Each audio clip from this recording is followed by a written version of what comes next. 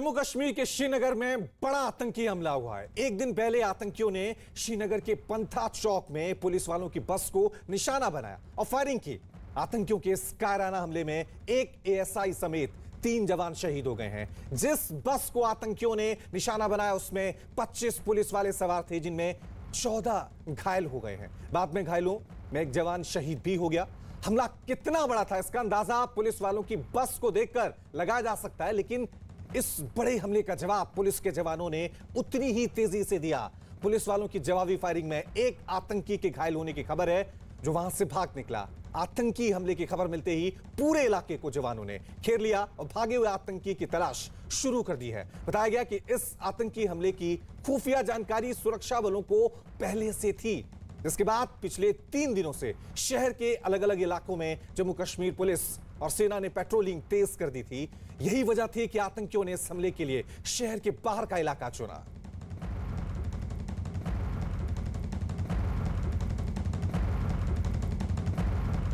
हमारे police personal एक बस में 25 आदमी श्रीनगर सिटी से जेवन जा रहा था। रास्ते में 6:30 बजे अंधेरा हो चुकी थी और आरोपी भी हट गई थी। तो 2-3 टेररिस्ट आके अंधेरा का फ़ायदा उठाते हुए अंधाधुंध गाड़ी पर फायर किया, जिसमें हमारे 14 पुलिस पर्सनल जख्मी हो गए।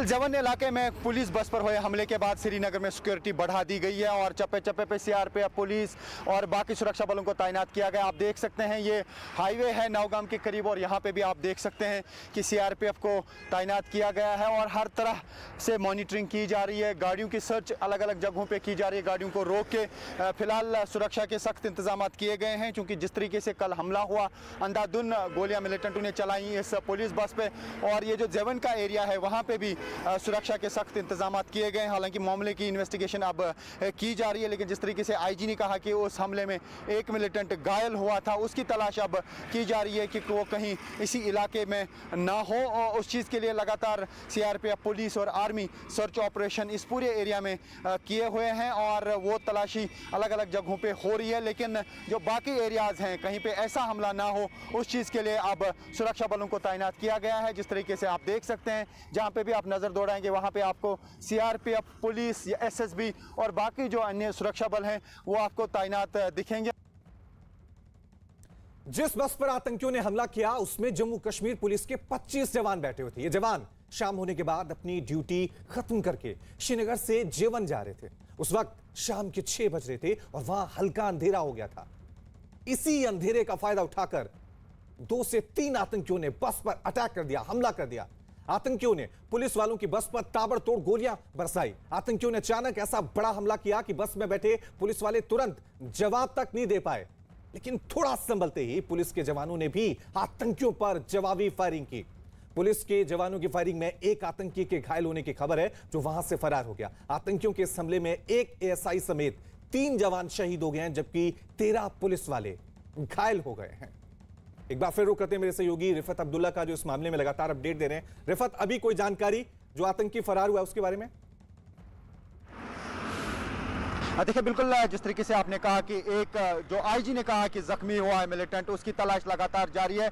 लेकिन अगर कुल मिला के सिक्योरिटी सिनेरियो की बात करें, अब सिक्योरिटी फिर से बढ़ा दी गई। हालांकि पहले से ही, हालांकि आईजी ने यह भी कहा कि आरोपी थी, लेकिन उस टाइम यानी रोड ओपनिंग पार्टी सीआरपीएफ या पुलिस की वहां पे थी, लेकिन उसी टाइम वो वहां से हट गए थे क्योंकि अंधेरा हुआ था। लेकिन मैं आपको यहाँ पे दिखाना चाहूंगा कि ये नौगाम का एरिया है और यहाँ पे आपको दिखेंगे कि हाईवे पे हर तरफ से सीआरपीएफ पुलिस एसएसबी और बाकी जो सुरक्षा बल है वो तैनात हैं और अलग अलग जगहों पे गाड़ियों की भी तलाशी की जा रही है और लोगों की सर्च की जा रही है और तलाश जो है खासतौर से इस जेवन के एरिया में वो लगातार जारी है। और यहाँ पे आप देख सकते हैं किस तरीके से तलाशी हो रही है और सुरक्षा के सख्त इंतजाम किए गए। खास तौर से अगर हम बात करें, 3 अभी तक पुलिस वालों की इसमें मौत हुई है इस हमले में, क्योंकि 2 पुलिस वालों की कल मौत हुई थी, एक और जो है आज दम तोड़ बैठा है आर्मी हॉस्पिटल श्रीनगर में। शुक्रिया रिफत तमाम जानकारी के लिए। कश्मीर में सुरक्षा बल पर हुआ यह हमला इस साल का सबसे बड़ा हमला है, जिसे ओवरग्राउंड वर्कर की मदद से अंजाम दिया गया। इस हमले की जिम्मेदारी कश्मीर टाइगर्स नाम के एक नए आतंकी संगठन ने ली है। बताया जा रहा है कि नया आतंकी संगठन जैश ए मोहम्मद का हिस्सा है और इसे पाकिस्तान की मदद से बनाया गया है। 1.5 साल पहले बने इस नए आतंकी संगठन में ज्यादातर युवा आतंकी हैं।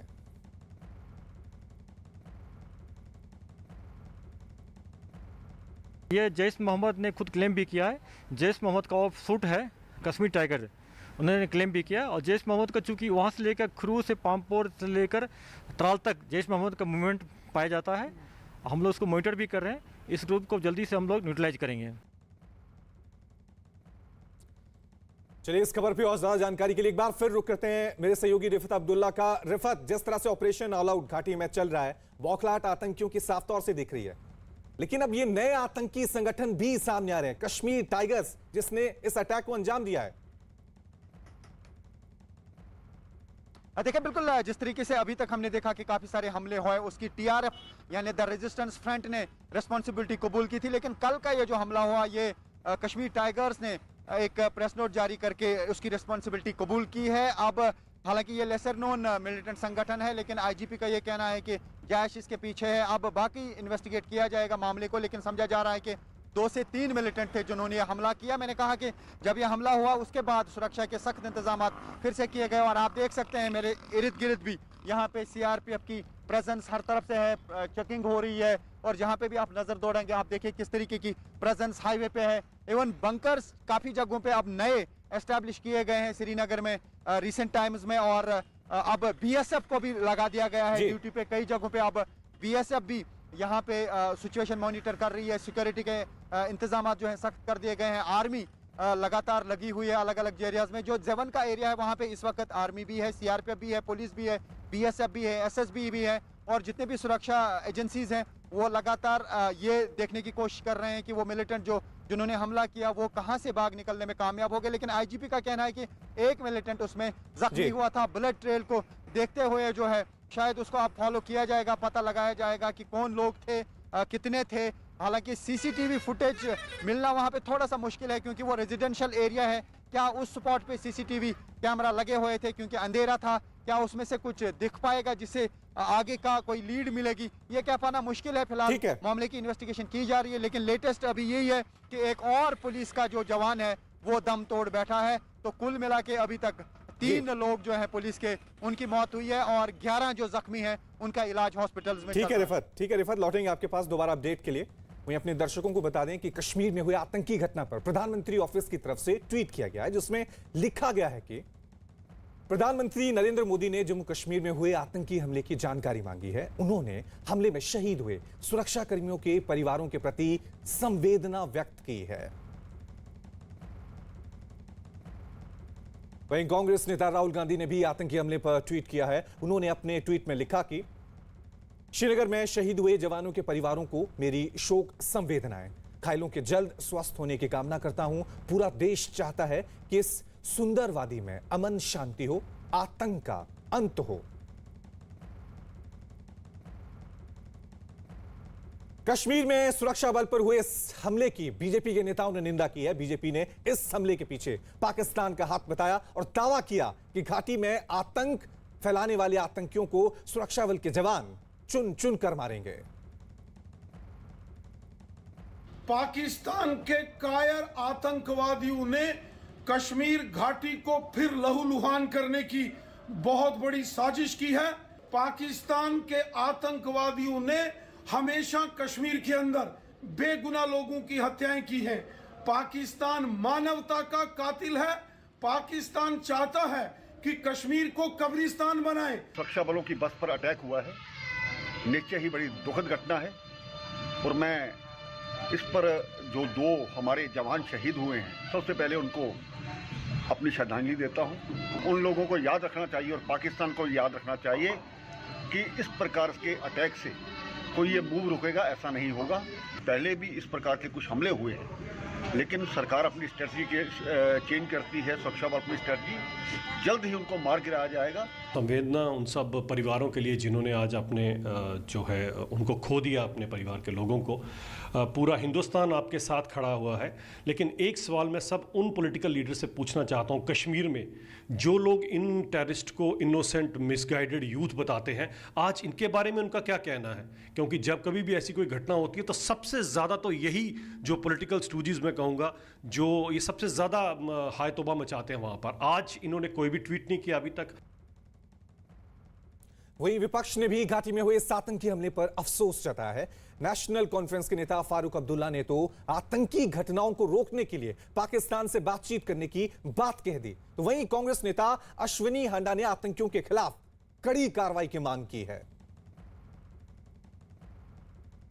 पहले तो मैं शहीदों को श्रद्धांजलि पेश करता हूं और हुकूमत से कहता हूं, इन चीज़ों को अगर ख़त्म होना है तो जेल जीतने की बात करें, और दिल जीतेंगे तो ये चीज़ें नहीं होंगी। आप चीन से बात कर सकते हैं जो कि आगे आ रहा है, रोज़ हमारी ज़मीन पर बैठा हुआ है और फिर भी आगे आ रहा है। 22 को मार गया। हाँ, क्यों बात कर रहे हो फिर? क्यों नहीं युद्ध करते हो? करो, बम चढ़ाओ। अटैक को पुलवामा की तरह ही मानेंगे, क्योंकि जिस तरीके से पुलवामा किया गया उसी तरह से ये अटैक है, जिसमें 2 जवान हमारे अभी तक शहीद हो चुके हैं और 14 लगभग घायल हैं। इस सरकार से अपील है कि आप आतंकवाद के ऊपर ठोस डिसीजन लीजिए। आप पाकिस्तान के खिलाफ ठोस डिसीजन क्यों नहीं ले पा रहे हैं? सिर्फ बातों से और बयानबाजी से काम नहीं चलेगा। अब समय आ गया है पाकिस्तान को मुंह तोड़ जवाब देने का। वहीं आतंकी हमले की निंदा करते हुए पश्चिम बंगाल की मुख्यमंत्री ममता बनर्जी ने ट्वीट किया और लिखा कि श्रीनगर में आतंकी हमले की खबर सुनकर दुख हुआ। बहादुर जवानों के परिवारों के साथ संवेदना है। सभी वीर जवान जिन्होंने इस हमले में शहादत दी, उनके लिए दुख है। मैं उनकी शहादत को सलाम करती हूं। देश उनको कभी नहीं भुला पाएगा। श्रीनगर में हुए आतंकी हमले पर कांग्रेस महासचिव प्रियंका गांधी ने भी ट्वीट किया और लिखा कि श्रीनगर आतंकी हमले में शहीद हुए सभी जवानों को मेरी विनम्र श्रद्धांजलि। पूरा देश एक स्वर में कायराना आतंकी मंसूबों की निंदा करता है। घायल जवानों के स्वास्थ्य लाभ के लिए मैं ईश्वर से प्रार्थना करती हूं।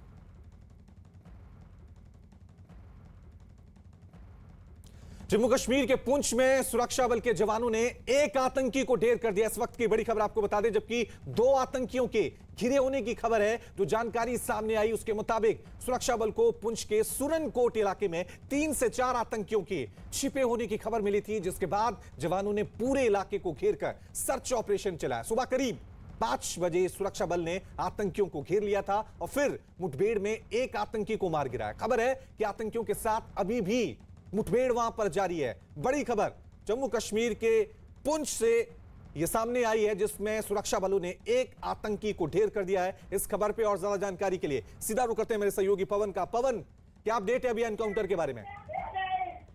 हाँ बिल्कुल, देखिए सुबह 5 बजे जो मुठभेड़ शुरू हुई थी, डोरी डोक इलाका पड़ता है, जिला पुंछ का सुरनकोट इलाका है जो कश्मीर के साथ मुगल रोड जाता है। वहीं पर ये इलाका था जहां पर जंगल में आतंकियों के छिपे होने की सूचना के बाद सर्च ऑपरेशन शुरू किया गया था और फिर उसके बाद मुठभेड़ शुरू हुई। अभी तक जो जानकारी मिली है, एक आतंकी को मारने में सफलता सुरक्षा बलों को मिल चुकी है और माना जा रहा है 1 से 2 आतंकी और घेरे में हैं। उनके साथ जो है वो रुक रुक कर गोलाबारी जारी है। चारों तरफ से कॉर्डन किया गया है। जितने भी हाईवे से जंगल के रास्ते हैं उनको सील कर दिया गया है। सुरक्षा बलों के जवान जो है वो तैनात किए गए हैं। शुक्रिया पवन तमाम जानकारी के लिए।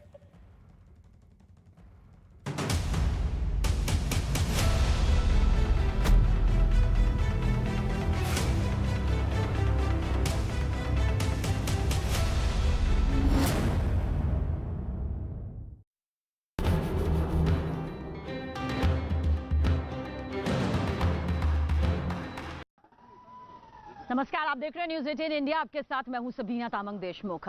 प्रधानमंत्री नरेंद्र मोदी के वाराणसी दौरे का जो दूसरा दिन है, कल का दिन जितना खास रहा उतना ही खास आज का दिन भी है, क्योंकि जिलाधिकारियों के साथ बैठक के बाद प्रधानमंत्री नरेंद्र मोदी की बीजेपी शासित 11 राज्यों के मुख्यमंत्रियों के साथ में ये सम्मेलन होने वाला है। ये महाबैठक यहाँ पर होने वाली है, जिसमें बताया जा रहा है कि प्रधानमंत्री नरेंद्र मोदी गुड गवर्नेंस का मंत्र देते नजर आएंगे। इसमें सुशासन का मंत्र प्रधानमंत्री नरेंद्र मोदी के जरिए दिया जाएगा। मेरे पीछे की तस्वीरों के जरिए मैं आपको बता दूं कि यही वो महासम्मेलन जो है उसका आयोजन किया जाएगा। 11 बीजेपी शासित राज्यों के जो मुख्यमंत्री हैं वो यहाँ महासम्मेलन जो होगा करीब 4 घंटे बताई जा रही है कि बैठक होगी, जो कि अब से कुछ देर बाद शुरू हो जाएगी, करीब 2:30 बजे तक चलेगी। आगे के कार्यक्रम का जिक्र करें तो यहां से प्रधानमंत्री नरेंद्र मोदी सर्ववेद महामंदिर में जाएंगे। एक ऐसा धाम है जो बेहद, जिसकी मान्यता है, साल 2014 में इसका काम शुरू हुआ था और बताया जा रहा है कि यहां पर करीब 3 लाख जो लोग हैं उनको संबोधित करते हुए भी पीएम मोदी नजर आएंगे। एक बड़ा जो 3 दिन का पूरा उत्सव है सर्ववेद महाधाम में, महामंदिर में, जो कि करीब 100 फीट तक फैला हुआ है, 7 मंजिला ये पूरी तरह से बना हुआ है। इसके बारे में बहुत बारीकी से आपको जानकारी बताएंगे, क्योंकि सर्ववेद मंदिर जो है वो अपने आप में बेहद खास है। योग साधना को लेकर बताया जा रहा है कि 20,000 लोग जो हैं इसमें एक साथ में साधना कर सकते हैं। लेकिन अभी फिलहाल ये समझ लेना जरूरी है कि जिन 11 मुख्यमंत्रियों के साथ में प्रधानमंत्री नरेंद्र मोदी की ये पूरी बैठक होने वाली है, 9 उप मुख्यमंत्री भी इसमें शामिल हैं, उनके साथ उनका प्रेजेंटेशन जो है वो प्रधानमंत्री नरेंद्र मोदी लेंगे। यानी कि क्या कुछ विकास के कार्य राज्य में इस वक्त हो रहे हैं, कौन से वो प्रोजेक्ट है जो कि पाइपलाइन में है, किस तरह से जन जन तक संदेश यहां पर पहुंचाना है अपनी उपलब्धियों को लेकर। आने वाले वक्त में कुछ राज्यों में विधानसभा चुनाव भी है, उस लिहाज से भी आज का जो ये सम्मेलन है वो बहुत खास माना जा रहा है। मेरे सहयोगी अरुण इस वक्त हमारे साथ में मौजूद हैं।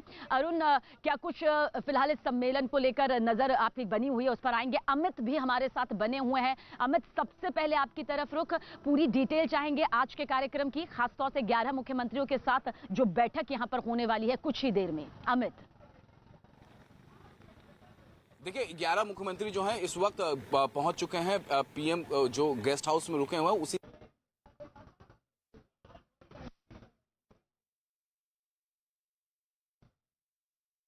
PM guest house. हमारे सहयोगी अरुण भी हमारे साथ बने हुए हैं। अमित, आएंगे आपके पास। अरुण, आपसे यहां पर जानना चाहेंगे, जिस तरह से 11 राज्यों के मुख्यमंत्रियों की यहां पर सम्मेलन प्रधानमंत्री नरेंद्र मोदी के साथ में होने वाली है, किस तरह का महामंत्र, किस तरह का गुड गवर्नेंस का जो मंत्र है प्रधानमंत्री नरेंद्र मोदी के जरिए दिया जाएगा?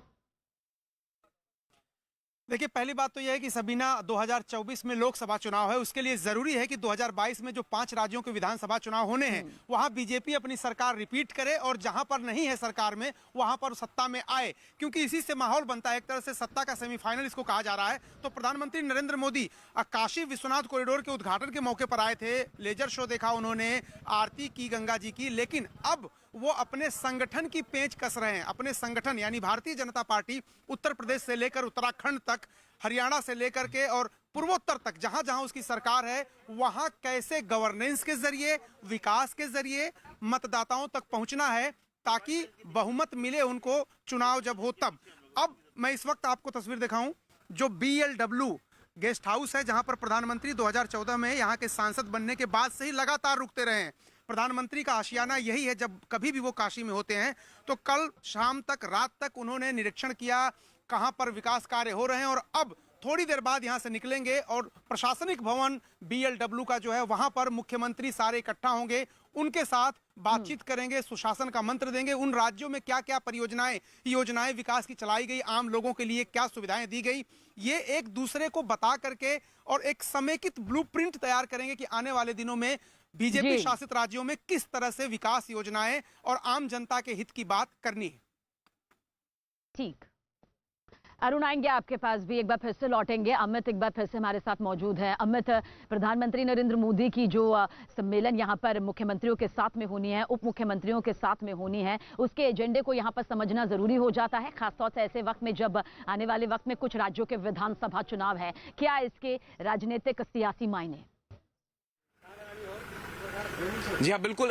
सबसे पहले तो बता दें कि जितने भी मुख्यमंत्रियों के साथ बैठक होने वाली थी प्रधानमंत्री के BLW कहें या DLW गेस्ट हाउस में, वो सभी मुख्यमंत्री जो हैं इस वक्त पहुंच चुके हैं गेस्ट हाउस में और जो बैठक होगी वो बैठक अब थोड़ी देर में शुरू होगी। मैं आपको सीधी तस्वीरें दिखा रहा हूँ गेस्ट हाउस के बाहर की तस्वीरें, ये सीधे सड़क जाती है और देख सकते हैं किस तरीके से सुरक्षा के चाक चौबंद व्यवस्थाएं यहाँ पर की गई है। उत्तराखंड, अरुणाचल प्रदेश, मध्य प्रदेश, बिहार, असम, नागालैंड, मध्य प्रदेश, मणिपुर, त्रिपुरा, गुजरात, हरियाणा, गोवा के मुख्यमंत्री जो हैं वो इस वक्त प्रधानमंत्री के साथ थोड़ी देर में बैठक करेंगे। अब से कुछ देर पहले सभी मुख्यमंत्री जो हैं वो गेस्ट हाउस पहुंचे हैं और गुड गवर्नेंस को लेकर यहाँ पर बैठक होने, कौन कौन से प्रोजेक्ट जो हैं उनके राज्य में चल रहे हैं, उन प्रोजेक्टों की स्थिति क्या है, कितना आगे बढ़ा है वो प्रोजेक्ट, और खास तौर से इन राज्यों में जिस तरीके से स्टेट गवर्नमेंट काम करेगी, जिस तरीके से मुख्यमंत्री और उनके टीम काम करेंगे, उसके बाद उन्हीं सब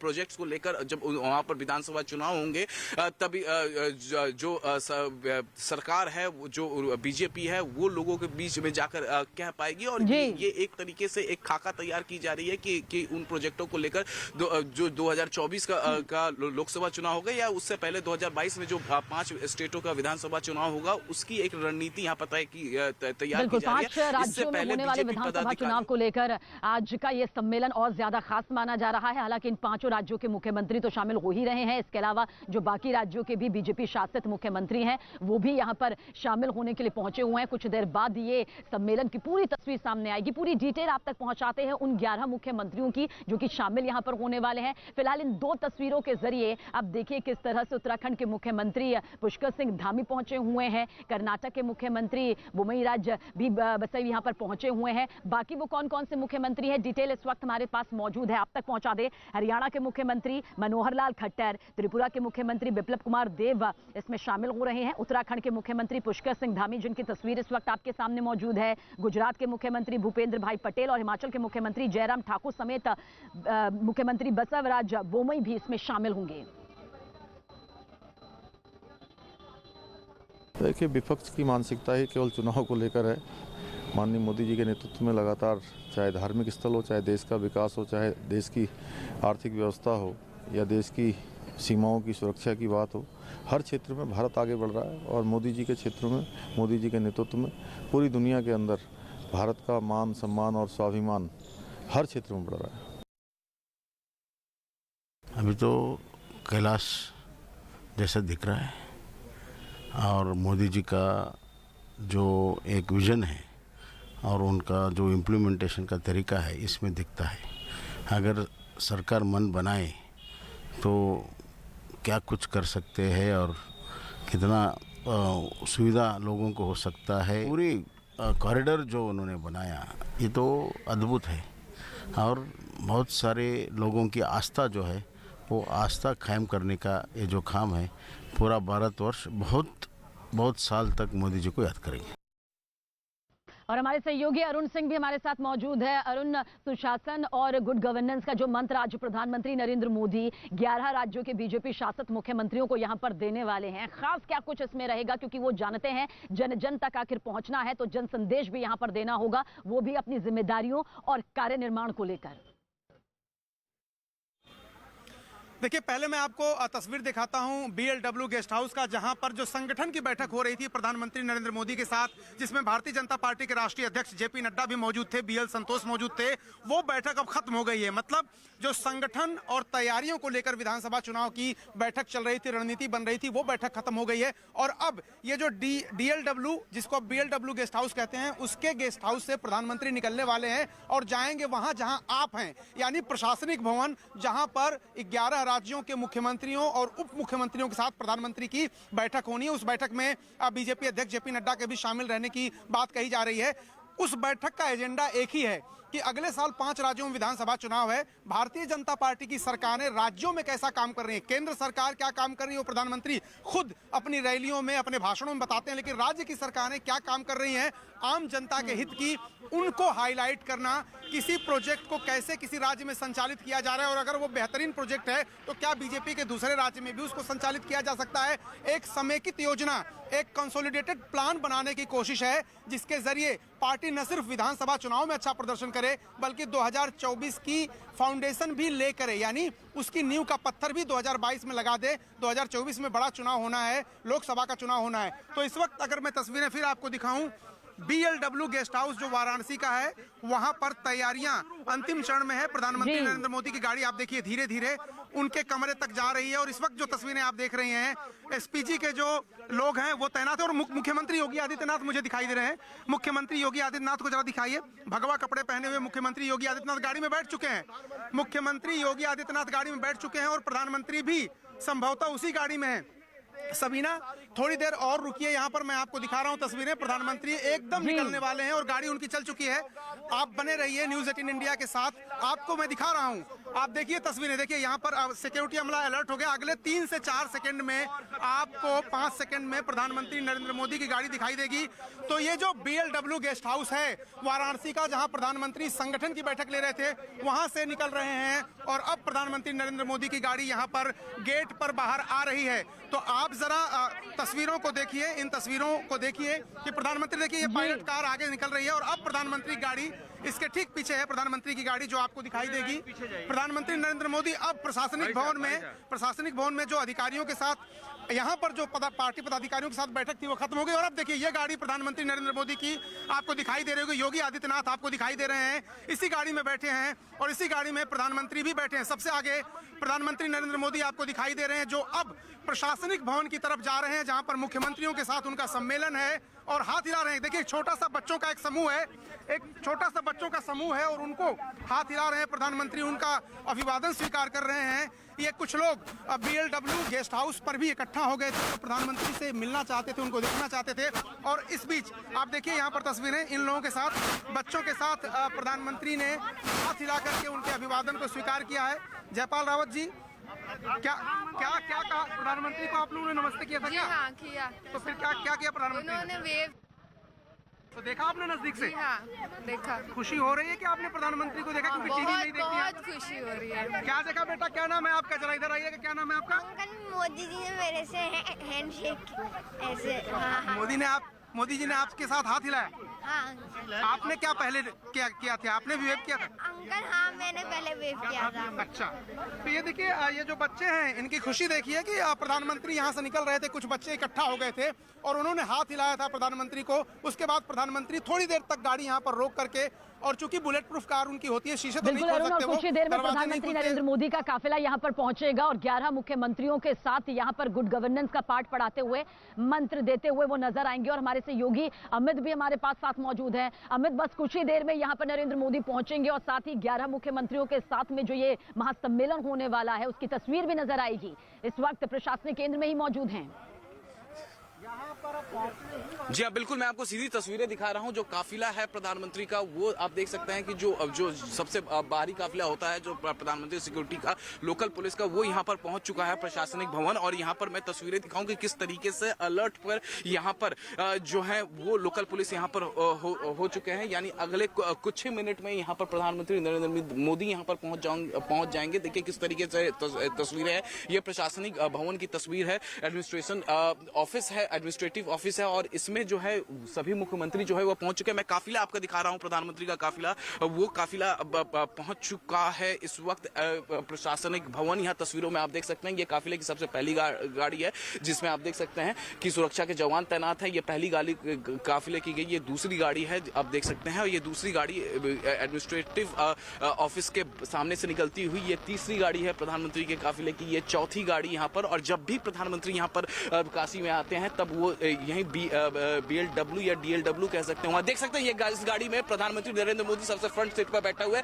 उनके पीछे वाले सीट पर मुख्यमंत्री योगी आदित्यनाथ हैं, या तस्वीरों में आप देख सकते हैं। और इसके पीछे ये SPG की गाड़ी है, जो प्रधानमंत्री की जो गाड़ी है वो जो है इस वक्त प्रशासनिक भवन में अंदर दाखिल होती हुई यहाँ तस्वीरों में आप देख सकते हैं। प्रधानमंत्री अंदर एडमिनिस्ट्रेटिव ऑफिस में दाखिल हो चुके हैं। यानी अब कुछ ही पल में जो मुख्यमंत्रियों के साथ जो इनकी बैठक होगी गुड गवर्नेंस को लेकर, वो बैठक जो है वो शुरू हो जाएगी। यहाँ तस्वीरों में आप देख सकते हैं। और प्रधानमंत्री इस वक्त जो है दाखिल हो चुके हैं एडमिनिस्ट्रेटिव ऑफिस में, यहाँ पर तस्वीरों में। और प्रधानमंत्री का जो तमाम काफिला है वो दाखिल हो चुका है। यानी अब कुछ ही पल में जो मुख्यमंत्रियों के साथ जो बैठक होने वाली है वो शुरू हो जाएगी। गुड गवर्नेंस को लेकर बीजेपी शासित प्रदेशों के मुख्यमंत्री हैं, जिनमें हमने तस्वीरों में देखा कि शिवराज सिंह चौहान मध्य प्रदेश के मुख्यमंत्री, गोवा के मुख्यमंत्री, उत्तराखंड के मुख्यमंत्री पुष्कर सिंह धामी और इसके अलावा कई और मुख्यमंत्री बैठे हुए थे बड़े बड़े 3 गाड़ियों में, और इस वक्त जो है प्रधानमंत्री का काफिला जो है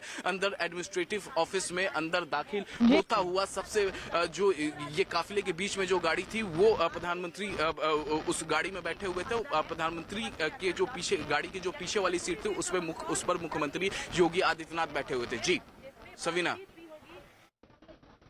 शुक्रिया हमें जानकारी के लिए। अरुण आपका भी शुक्रिया। लेकिन लगातार आज के पूरे कार्यक्रम में न्यूज़ 18 इंडिया की नजर बनी हुई है। आप दोनों से आगे भी जानकारी इसी तरह लेते रहेंगे। और इस बीच आपको बता दें कि बस कुछ ही देर में ये सम्मेलन यहाँ पर शुरू हो जाएगा। प्रधानमंत्री नरेंद्र मोदी गुड गवर्नेंस सुशासन का पाठ एक बड़ा मंत्र देते हुए नजर आएंगे, क्योंकि वो जानते हैं कि अगर जनता के बीच में जनता का विश्वास जीतना है तो कितना जरूरी हो जाता है कि जन समस्याओं का जो निवारण है वो वक्त पर किया जाए। जो विकास का प्रोजेक्ट है वो आगे किस हिसाब से बढ़ रहा है उस पर पूरी तरह का प्रेजेंटेशन जो है वो इन 11 मुख्यमंत्रियों के जरिए पीएम मोदी को दिया जाएगा, और पीएम मोदी के जरिए भी सुशासन का जो पाठ है वो यहां पर पढ़ाया जाएगा। एक बड़े मंत्र के तौर पर यह बैठक बताया जा रहा है कि करीब 4 घंटे तक यहां पर चलेगी। और इस बीच ये जो 11 मुख्यमंत्री इस वक्त यहां पर मौजूद हैं जिनके साथ ये सम्मेलन होगा, अयोध्या की तरफ भी रुख करेंगे, अयोध्या भी जाएंगे। 11 मुख्यमंत्री, 2 मुख्यमंत्री बताया जा रहा है, और रामलला के दर्शन इन सभी के जरिए किए जाएंगे। ये भी पूरा कार्यक्रम यहां पर सामने आ रहा है।